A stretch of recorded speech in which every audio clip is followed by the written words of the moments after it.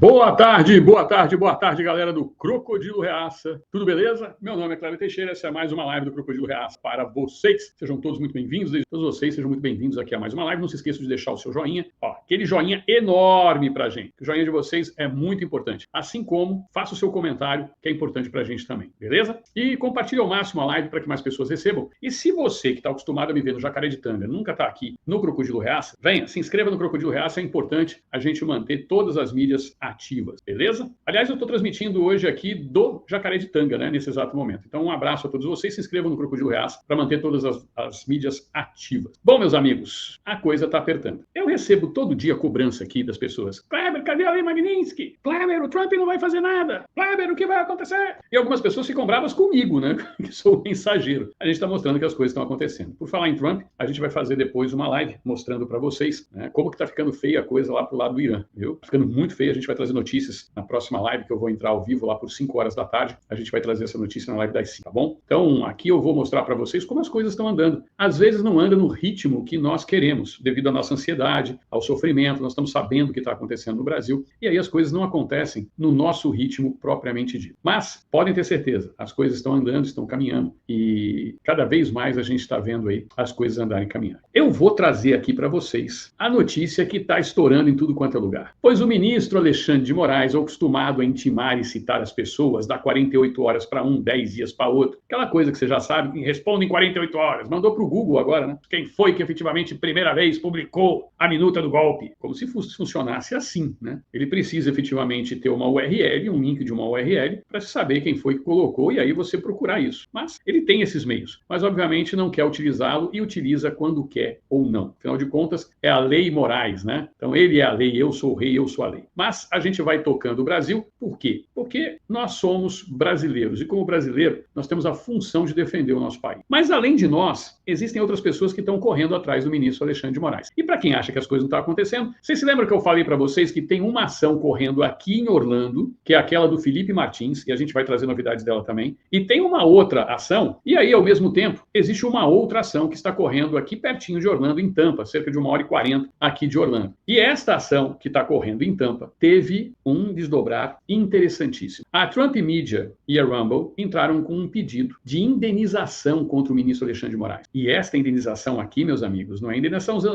indenizaçãozinha pequena, não. Aqui o pau quebra. Aqui o pau quebra. E eles entraram com um pedido de indenização contra o ministro Alexandre de Moraes. E é isso que nós vamos mostrar agora para vocês, porque ele se tornou hoje réu. O ministro Alexandre de Moraes é réu nesta ação. E tem 21 dias para responder. Se não responder a ação nos 21 dias, vai correr a revelia. Vocês sabem o que é revelia? Às vezes a gente vai falando aqui normalmente, né? E as pessoas não têm muito conhecimento do que se trata. Deixa ele ser processado aqui e tomar uma indenização daquelas aqui. Você vai ver se ele não vai ser cobrado nos Estados Unidos. Vou compartilhar aqui a tela agora com vocês. Olha só o que eu estou mostrando aqui agora para vocês. Vou rolar a tela para vocês verem com calma esta matéria. Olha só. Moraes recebe nova citação judicial em processo de empresa de Trump. Magistrado tem 21 dias para se manifestar contra a ação conjunta da Trump Media e Technology Group e Rumble. Olha aqui o que eu estou mostrando para vocês. O ministro Alexandre de Moraes do Supremo Tribunal Federal recebeu uma nova citação judicial do Tribunal do Distrito Médio da Flórida, nos Estados Unidos. A notificação foi emitida na terça-feira, a pedido da Trump Media and Technology Group e da plataforma de vídeos Rumble, que acusam o magistrado brasileiro de censurar conteúdos em redes sociais do Brasil. O ministro tem 21 dias para apresentar uma resposta formal à ação ou contestar o processo, conforme as regras processuais federais dos Estados Unidos. Se não houver manifestação nesse período, a Justiça norte-americana pode declarar Moraes em revelia, quando a parte não se defende no processo, o que permite que o caso avance com base apenas nas alegações das empresas. Rumble e Trump Media and Technology Group alegaram ao judiciário norte-americano que Moraes violou a liberdade de expressão. As companhias argumentam que o ministro do STF excedeu os limites ao ordenar a remoção de contas de influenciadores brasileiros de direita na plataforma Rumble. Na visão das empresas, essas medidas contrariam princípios constitucionais americanos. Moraes não se manifestou sobre o assunto. No dia 6 de junho, as empresas protocolaram uma ação conjunta no Tribunal do Distrito Médio da Flórida. No documento adicional, incluíram pedidos de indenização por supostos danos à reputação, perdas de receita e oportunidade de negócio. A Rumble e a Trump Media afirmam que Moraes violou a primeira emenda da Constituição dos Estados Unidos, que protege a liberdade de expressão. Na petição, as empresas também mencionaram o inquérito aberto contra o deputado federal licenciado Bolsonaro, como exemplo do que chamam de abuso de autoridade por parte do ministro brasileiro. Eduardo está sendo investigado a pedido da PGR sob a suspeita de buscar sanções internacionais contra o Brasil para pressionar o Supremo. As empresas solicitam que a Justiça Justiça dos Estados Unidos declara as ordens de Moraes inexequíveis em território norte-americano. Elas pedem indenização financeira e a responsabilização pessoal do ministro. Tá aí, vocês viram junto comigo esta medida. Eu quero saber de vocês. Vocês realmente acham que isso não vai dar em nada? Que tudo vai acabar em pizza? Pode responder sim se vocês acham que vai acabar em pizza na Justiça americana, ou não se vocês acham que terá consequências aí ao ministro Alexandre de Moraes. Vocês acham que não que vai dar alguma coisa, né? Que não vai acabar em pizza. Obrigado aqui pela informação de vocês. É muito... Kleber, eu não entendo, por isso não posso opinar. Não tem problema, Carolina Rodrigues. Obrigado aqui. Essa informação é importante porque eu vou mostrar para vocês agora. Testemunha deve explicar registro de suposta entrada de Martins nos Estados Unidos. Ex-assessor da presidência para assuntos internacionais ficou preso durante 6 meses por viagem que não fez ao país em dezembro de 2022. E é exatamente isso que eu estou mostrando para vocês. Esta ação vai ser colocada agora, vai entrar o ministro Alexandre de Moraes nessa ação também. É o que se suspeita. Por quê? A Polícia Federal estava aqui neste período, a mando do ministro Alexandre de Moraes. Deixa eu explicar para vocês. A gente está com um problema seríssimo, né, em relação a essa ação do Felipe Martins, porque a Polícia Federal estava aqui neste período e vai ter uma testemunha que vai dar com a língua nos dentes agora em julho. Essa testemunha vai abrir a boca e dizer quem foi efetivamente que fez isso nas informações das autoridades americanas, né? Então, a gente vai ver isso no mês de julho, ainda no mês de julho.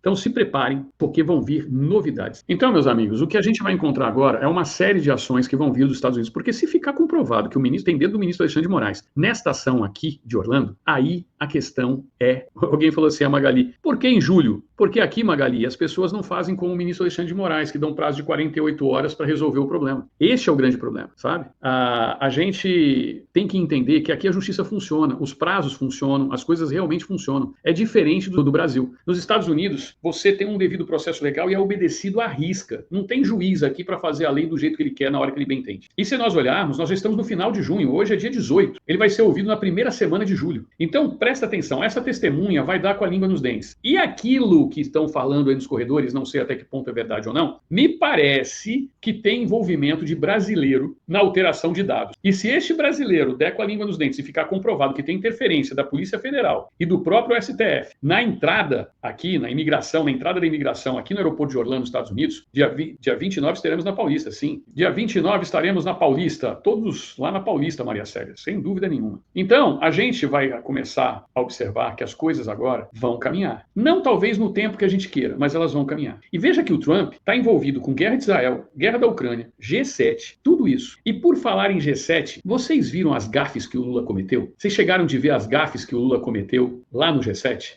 Tagliaferro também tem muita coisa para soltar, agora. Tem muita coisa. Vocês viram? Pois é, já tem gente falando aquilo que nós falamos ontem. Vocês devem ter visto ontem que eu trouxe uma thumbnail, né, e também publiquei no nosso Instagram, o Lula vestido de Napoleão Bonaparte. E nós fizemos uma brincadeira, uma ironia, de que o Lula pode não estar com suas plenas faculdades mentais. Ele teve recentemente, né, aquele acidente misterioso que bateu a cabeça, que fez a cirurgia e saiu que nem o Robocop andando. Pois bem, já estão cogitando isso no Senado. E nós vamos mostrar. Ele começa a dar sinais de senilidade. E isso já não sou mais eu que estou falando com aquela brincadeira que eu fiz ontem, não. Coincidentemente, nós publicamos isso ontem na parte da manhã e na parte da tarde, já no final da tarde, isso começou a ter efeito no Senado Federal. É impressionante como a internet tem essa capacidade de mostrar a verdade e é impressionante como as pessoas estão nos observando e nos atualizando o tempo todo. Então, aquilo que para muita gente era uma brincadeira, nós encaramos aquilo como sendo algo sério e brincamos com isso. Nós encaramos como o seguinte, ó, vem cá, ele não está falando coisa com coisa. Nós vimos a reportagem do Necrópolis, falando que o Lula estaria biruta e estava comparando ele ao Napoleão Bonaparte. Imediatamente, eu mesmo, um meme do Lula vestido de Napoleão. E publicamos isso. E este meme explodiu no Instagram. Já tem mais de 100 mil visualizações desse meme no Instagram. E como uma flecha, atingiu diretamente o Senado Federal. E teve senador já levantando essa bola. Então vocês não se surpreendam se não vier um pedido do Congresso Nacional, mais cedo ou mais tarde, para uma verificação da saúde mental do presidente Lula. Porque cada vez mais, ele está cometendo uma gafe atrás da outra, certo? E isso está colocando em risco o próprio país. Esta gafe dele, gritando, ele estava aos berros no meio de uma reunião do G7, ele como convidado, querendo que tivesse a tradução simultânea, porque ele não conseguia entender o que estava falando. Paralisou a reunião. Foram lá resolver o problema do tradutor dele. O anfitrião, né, o primeiro-ministro canadense, começou a falar, ele vai lá e interrompe o cara na hora que ele está falando. Depois, na hora da foto, ele não sabia se ele ia para a esquerda, para a direita, para frente, inverteu a situação. Aí o primeiro-ministro português chamou a atenção dele para ver e começou a falar com ele. A Melanie, que estava logo atrás, foi bloqueada por ele. Ou seja, nós estamos aí diante de uma pessoa que está senil. Como falaram aqui, se é efeito da 51 que ele está tomando, se ela está alterada, se não está, o que andam colocando nessa água benta que ele toma todo dia, eu já não sei. Aí eu já não posso afirmar para vocês. Mas que alguma coisa está acontecendo, está. E o Senado Federal já começou a cogitar isso e já existe um zum interno no Congresso Nacional, estou trazendo isso para vocês, já existe um zum interno dentro do Congresso Nacional a esse respeito. Então, fiquem muito espertos a respeito disso. Mas eu vejo muita gente, voltando aqui para os comentários, que ficam o tempo todo desestimulado, acha que nada vai dar certo, tal, etc. Acreditem, vai dar sim. Vai dar e vai dar muito certo. Vocês viram a pesquisa que o Datafolha resolveu colocar hoje no ar? Segundo o Datafolha, nós agora somos iguais aos petistas. Existe 35% de petista no Brasil e 35% de bolsonarista. O restante da trupe, 20% é neutro, não é um nem outro, muito pelo contrário. Quero perguntar para vocês, é isso que vocês veem nas redes sociais e nas ruas? Essa pesquisa é do Datafolha, mas eu quero sinceramente perguntar para vocês, meus amigos, vocês acreditam nisso? Vocês acham realmente que os petistas são 35% e os bolsonaristas 35%? E tem 20% de MB lixo? Primeiro que essa pesquisa revela, né, que o centro então desapareceu, foi para o espaço, a polarização tomou conta realmente. Agora, o que essa pesquisa não informa é aonde que estão esses 35% de petistas. Você não vê na rua. Você não vê na rua. Mas essa pesquisa tem uma coisa interessante. Eles indicam que nós éramos 30% só na última pesquisa. E os petistas seriam 40%. Curiosamente, agora, os petistas caíram 5% e nós subimos 5%. Será que os petistas estão virando bolsonaristas? Vocês já pensaram nisso? Essa é uma pergunta que eu gostaria de fazer a vocês. O que vocês acham? A petezada está desesperada, porque se esse cara realmente for declarado senil, eles estão no aço, porque não tem mais jeito. Aí é só entregar a faixa. Tudo posso naquele que me fortalece, quem nos fortalece é Deus. A gente volta daqui a pouco com vocês. Fiquem todos vocês com Deus. Tchau, tchau, pessoal. Até a próxima.